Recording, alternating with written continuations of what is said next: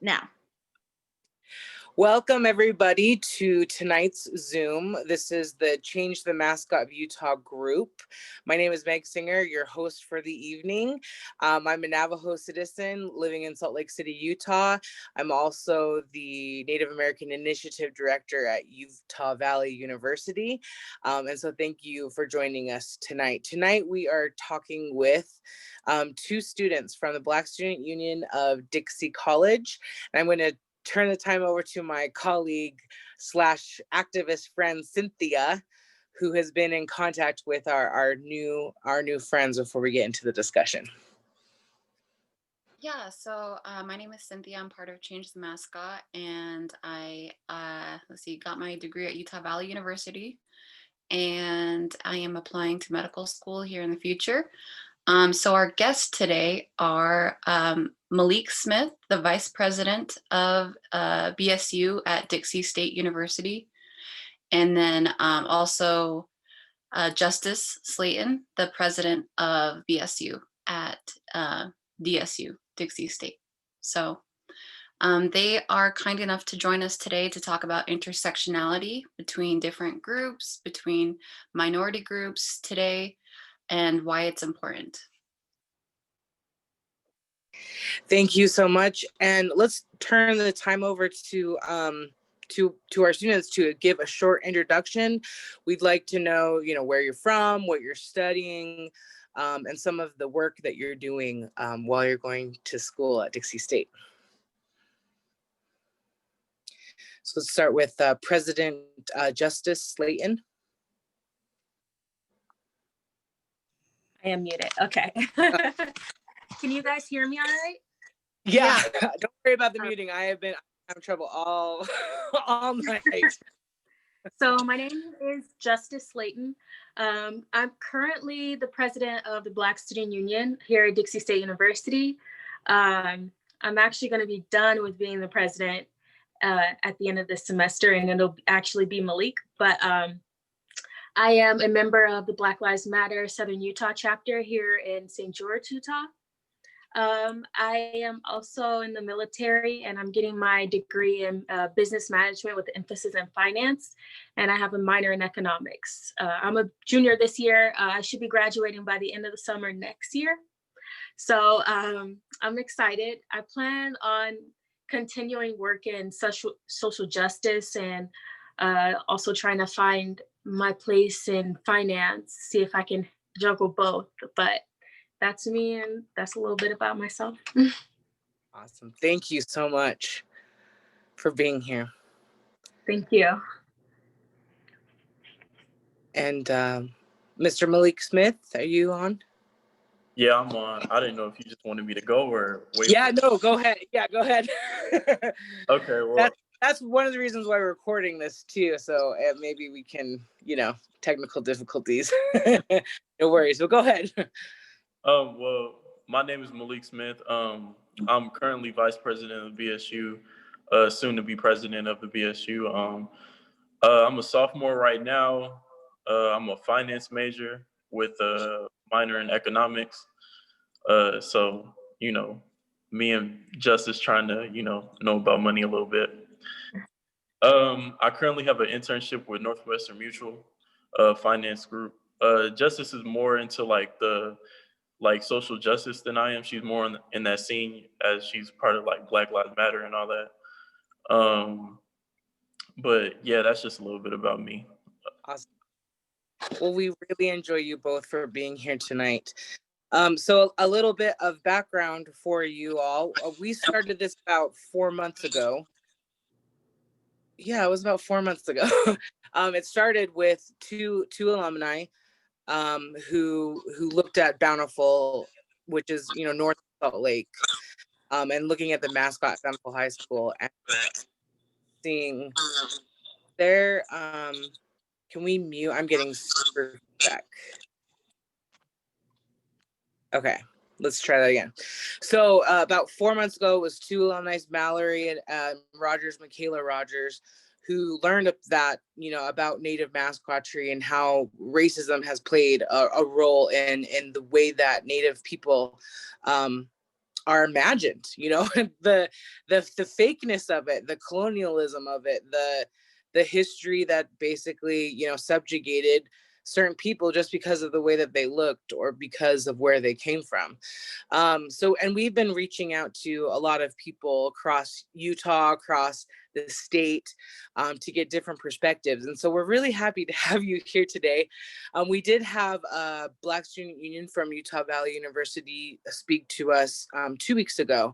And it was a lot. The questions that we had are some of the questions that we're going to be posing to you two tonight, which is, Malik and Justice, would you please tell us what, in your mind, when you're working on, you know, rectifying things that have happened in the past, or when you're working for social justice, why is solidarity between different groups and different communities, why is it so important to get to the end goal, which is, you know, to end white supremacy on this, you know, in this country, in our communities? Malik, you want to go or you want me to go? You could go. Okay. Solidarity is so important. Okay, so one of the reasons, I think you just have to kind of take it back to history. A lot of the struggles between different minorities groups are similar. And it's always good to have an ally who understands your struggle a little bit better, or for, you know, two groups to bind together, because a lot of the things that affect one community can trickle down and affect others. Like you could see that in the civil rights movement, where we had people of all races standing, you know, side by side, pushing to end segregation and to create different laws. And that, when you open that door, it led for the women's suffrage right. And then other things trickled down into different communities, because when you're fighting for civil rights, you can't kind of pick and choose where you want to actually help, because we all are intertwined. And as all Americans, our fate kind of relies in each other's hands, whether we like it or not. So I think that, you know, it's just the right thing to do to be able to help somebody, but to help someone who's actually kind of going through something similar to you, I guess it hits differently. And that's why I believe like solidarity is important. Also, I do want to bring up this point. It's a misconception. A lot of people don't know. So when Black Lives Matter was established, it was to help, I guess, end police brutality, not just for Black people, but for pretty much anybody. But the face of it was Black lives, because that was the group that was being impacted at the moment. But police are actually killed at citizens are actually killed at a higher rate who are Native than any other demographic. And I actually looked up the percentage. So for Native people, it's 2.9% for Black, and then underneath them is Black people, which is 2.6, then Hispanic, which is 1.7, and then white, which is 0.9, and then Asian, which is 0.6. So those numbers, they're really close, which is scary. You know, 2.9 and 2.6 is really close. And a lot of people don't really speak on the Native side, but Native Americans are fighting for, you know, kind of the same things that Black people are. And if we can bind together, we have power in numbers. Awesome. Sorry, that was just drawn out. No, that was beautiful. Thank you so much. Malik, I'm going to send it over to you.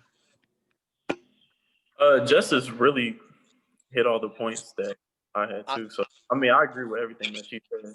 So, yeah. Well, I was just like thinking too, since you guys are both in, you know, economics with money. I mean, talk about systemic racism and money. So now we have worked with the community, with the school administration. The school is now changing the mascot. But now the next question Yeah, I know. It's like, yeah. Yeah. Now the next question though is, how is this going to be funded? I know that people that did not want to see it change, that didn't see anything, negative, or not wanting to bend to make the mascot to retire, are now using money as an excuse of, now look at the burden that you people that wanted this change have now put on all of us. So for both of you, you're connected with money. How have you seen money and racism affect people and communities, whether it be something that you are learning because you know are part of a larger thing like Black Lives Matter, or because you live in St. George, Utah, or I'm assuming you go to school in St. George, Utah.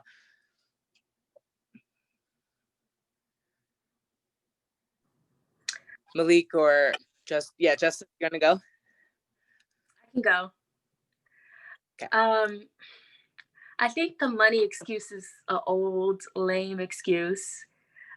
People, they say the same thing with reparations, where we get the money to pay for this. Why should it be our responsibility? Because we all have a civic responsibility.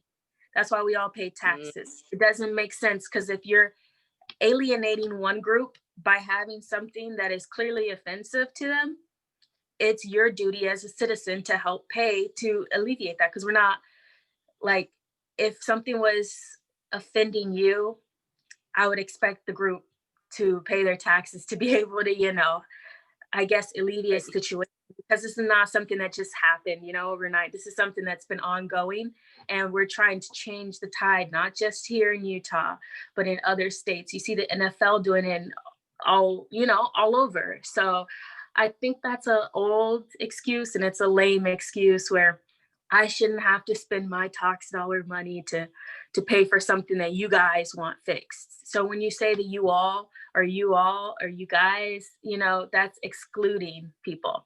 Instead, you should be like, this is my responsibility as a citizen to help, come together instead of, separation.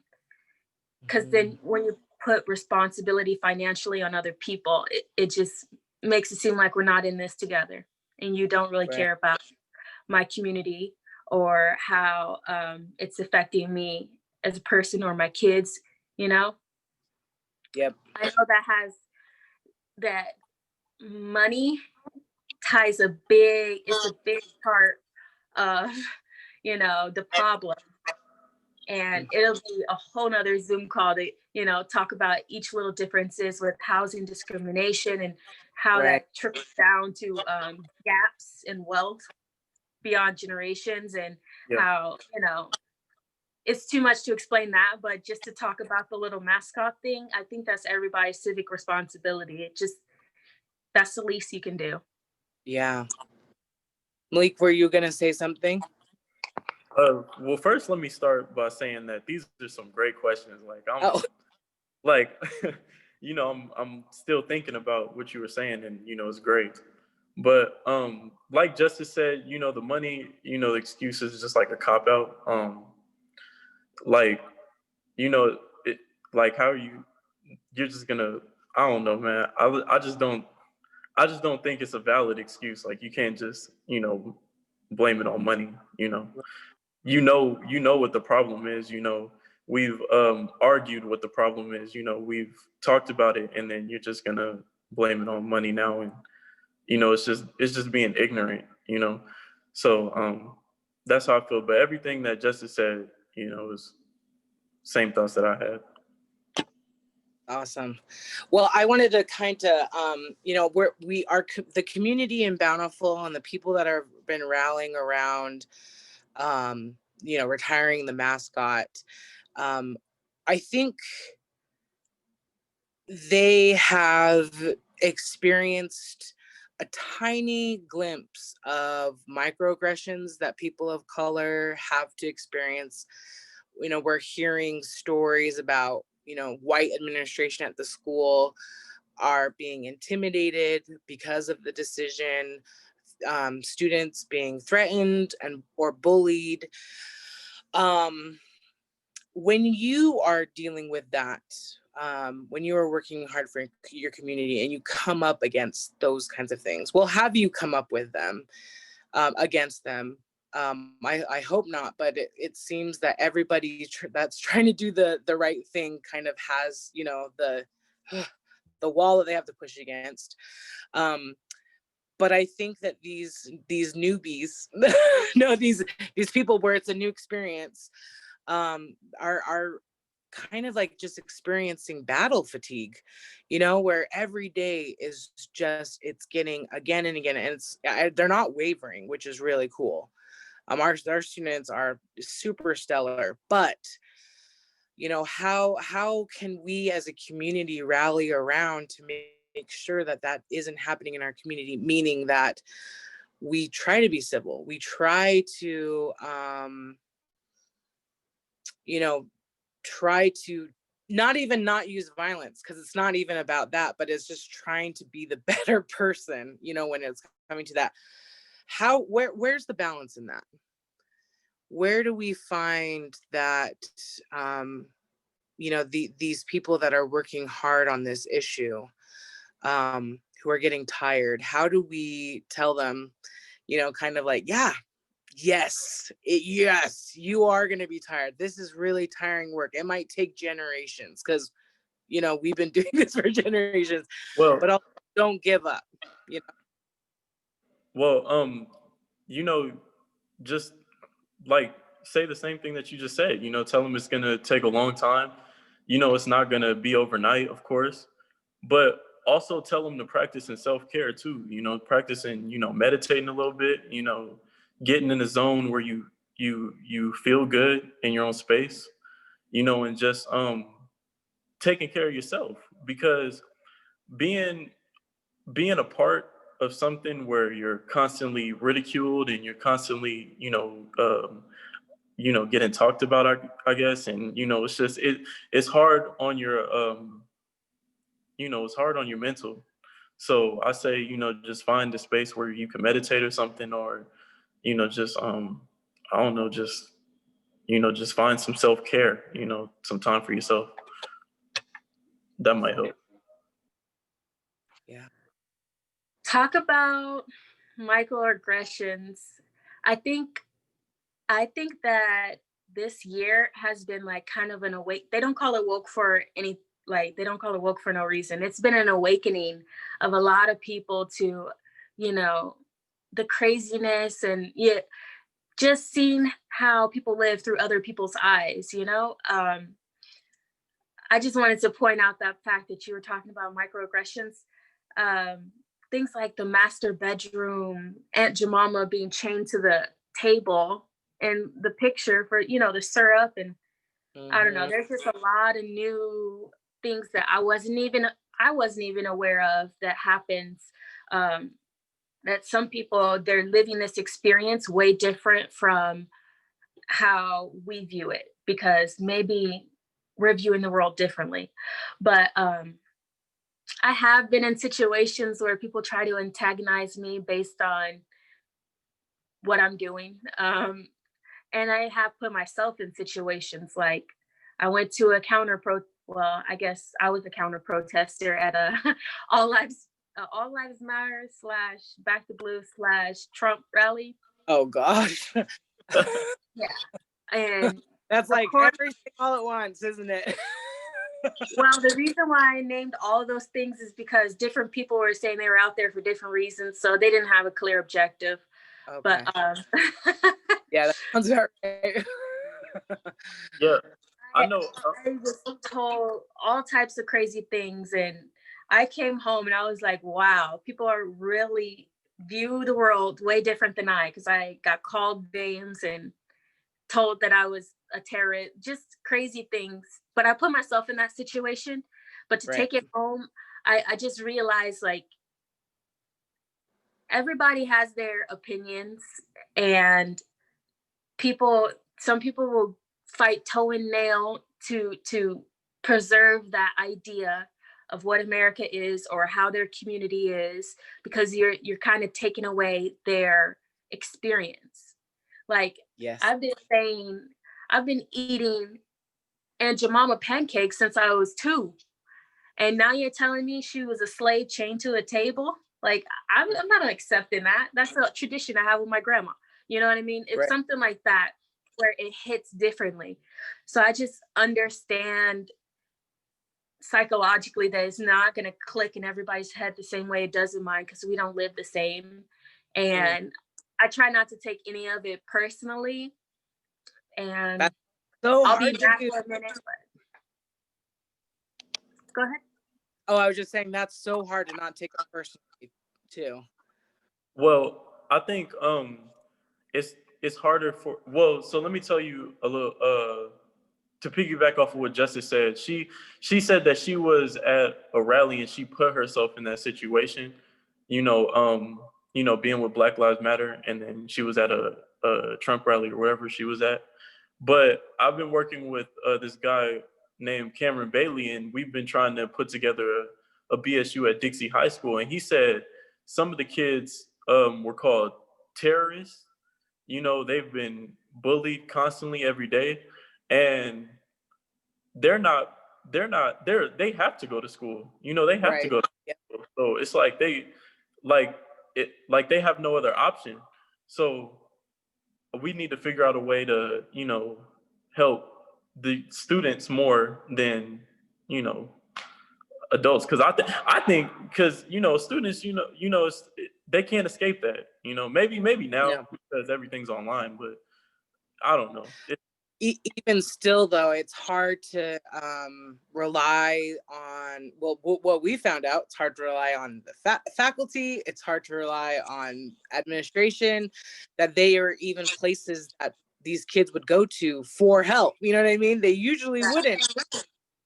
So that kind of brings me to another question we're having in the chat right now, which is, Utah has a very, very very clean idea of how it came to be.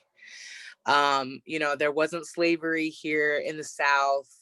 There wasn't, that kind of stuff happening in the North. It was kind of like a clean slate until all of a sudden. But that's not true. Here in Utah, there is a lot of racism, but it doesn't compute for people because it's not in the same framework. They think racism is burning crosses and people in white hoods. So when they are encountered with racism, what racism looks like in Utah, they're just like, no, you're the terrorist. So my question is, with Utah being the history that it is, not being in the Civil War, being in the South, Dixie State, have there been people that have been trying to change the name on the grounds of that it could be, considered racist to people? Have you heard any conversations around that? Well, I will say that, yeah, I have heard conversations around that, but I think honestly though, like a lot of the people here in Utah aren't like just like evil people. Like they're not just inherently just racist. They just haven't been taught. They're learning from their parents, and their parents are learning from their parents. And the same thing that happened with, the kids that have been called terrorists and stuff, they learn from their parents, and they just haven't been taught. I've been down south, and I've been to a lot of states, and I don't know, like Utah doesn't feel as racist as some other down south states. I just feel like they're just some people are just ignorant. They just don't know the culture well enough. So they might say some things that they don't find offensive, but to me, I do find offensive. So I just think they're just not taught well enough. That's it. Yeah. And like Utah, it's not in your face racism. When Right. you go down, like whoa, you know what I mean? Yeah, they're literally saying, I don't like black people, like in your Yeah. face. Like that's what it is, Yeah. you know. I But feel like yeah, there are people like that here. I don't feel like it's a big population of them. And I also believe that it's not something that is looked at in high esteem. So you're not going to get praised for that. So Right. even if I were to feel that way, I wouldn't necessarily overtly say it. I will say though, changing the Dixie name has been like a big talk over the summer. We haven't really gotten too far into that because I guess there's, things at work that we don't know about. because we're just Right. not allowed to talk about that. Oh yeah, no Yeah, problem. we were just told not to Well, talk I about mean, that. yeah, no problem. We've been considering the issues with Utah, University of Utah. They are the Utes. So people have been, saying, well, there are gray areas in this. Like, it's not just black and white. There's a lot of issues that have to be, encountered so, we just are like, well, when it comes to high schools and tribes don't have any say over, high school mascots, let's follow what the community wants, which is get it out of here because it's detrimental to the kids. So yeah, I totally understand where that's at. Thanks for taking that question. I guess just to close up, I would say is like maybe, when we're talking about solidarity, what does it feel like when you have people that are in solidarity with you? I'd like to know what it feels like for you, what what goes through your mind, because again, just like what Malik was saying, we got to do something for these kids so that they're not getting, bullied in school. And as a community, and we're all, older than these kids, we have to keep fighting, and creating this space for them to feel, like they are not alone, that they're not just you're not just trying to make a big deal out of nothing. You're not too sensitive. This is actually real. This is harmful to people. But you are safe, and I'm by you. What does that feeling feel like for you? When have you experienced it? I'll talk on that.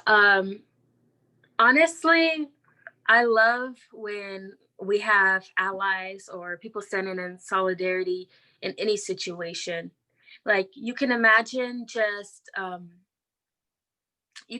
like being in a cafeteria alone and you sitting at a table and say you were bullied, but if somebody comes over to the table and talks with you, it's a little less, hurtful. It's a little less impact just knowing you got somebody by your side. So if you take that into a larger scale, you get attention with numbers. If it was just one person screaming, nobody would care. If it was millions of people screaming, then people would be like, hey, why are those people screaming? What's going on? And I think that that's the real start to change is first you got to recognize it. And that's the judicial court. They understand the process of change because if you plead guilty for a sentence, if you plead guilty for a charge, they'll lower your sentence after, because you admitted something was wrong. Just like in AAA, first step process, admitting that something's wrong. So when we get the recognition of something that's wrong, it just, even if nothing even happens, it just feels better to know that people are recognizing your struggle and at least trying to change it. So solidarity is very important. And that's the whole point of the BSU, is to know that you got people on your side. Those kids at Dixie State High School, there's only 3 black kids in the whole school. So they can't come together like that. Right. So they don't have people to, to talk about what happened today, or maybe they don't feel comfortable talking to their parents about it. So but we've been trying to bring them into, our club because it's only down the street, Yeah. But yeah, that's the whole point of BSU or any club, Latinx club, any club, it's just to know that there's people, on your side. So yeah. Yeah. I Thank will you. like to say that I'm proud of your community up in Northern Utah. Your Black Lives Matter has been kicking butt up there. Your you got the mascot changed for Bountiful High School. I just feel like Northern Utah is definitely leading the way, and y'all definitely been doing good this year. I'll say that. Well, thank you. And thank you so much for saying that, because I mean, we and building these connections is so important to make sure that it goes Utah wide, right? Not just Northern, but like we got to get down to the South. My great grandfather was a Navajo warrior when the Mormons were going down to colonize and settle St. George area. And he he used to kill them, the settlers, and steal their horses. And so when I go down to St. George, that's mainly what I think about, is like my grandpa giving it to the Evo. But now that we have you two as friends, we're really, really thankful for you to be here. And of course, we wish you well in all of the work that you're doing down at Dixie State and with the BSU. And let us know how we can help with making that connection between high school kids and college. We are working on that same issue now of getting Native kids that are in that age involved in college so that they have a nice pipeline into higher education. So let us know how we can help with that. And then also just what you've said tonight was so great. I love what you said about like solidarity, of just even recognizing that there's something wrong.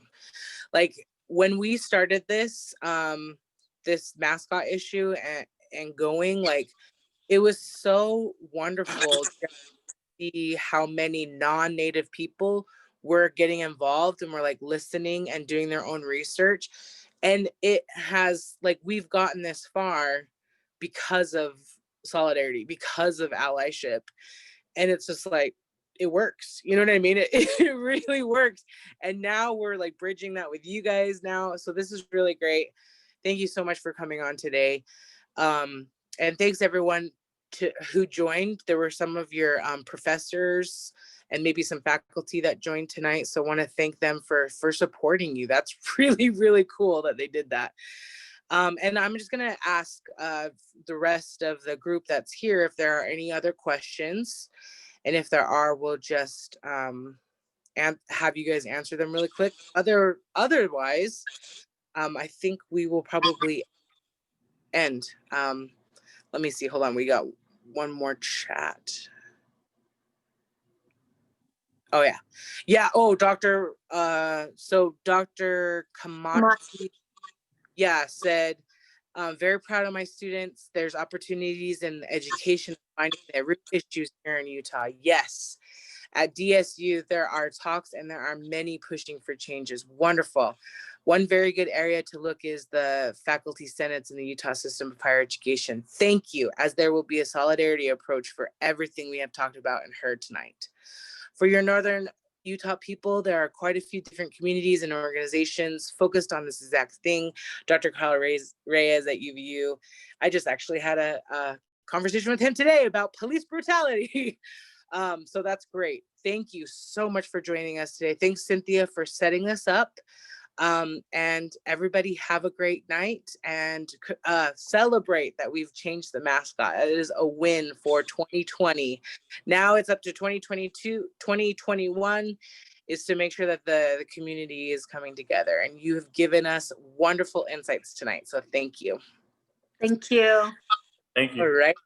Thank you. All right. We'll see everyone soon. Thank you for joining. Bye-bye.